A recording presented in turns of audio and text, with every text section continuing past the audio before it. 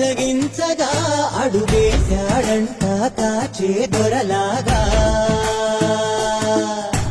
మనసును మంటను ఒక్క తీరుగా లెక్క చెయ్యని శంకరయ్యగా ఉక్కు పంచగా ఊపిరి నిలిపాడురా మన గంట దండ వీడే నికరంగా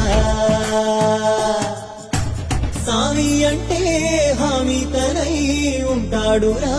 చివరంట లోకాలనే లేటాడు నీకు సాయం కాకపోడు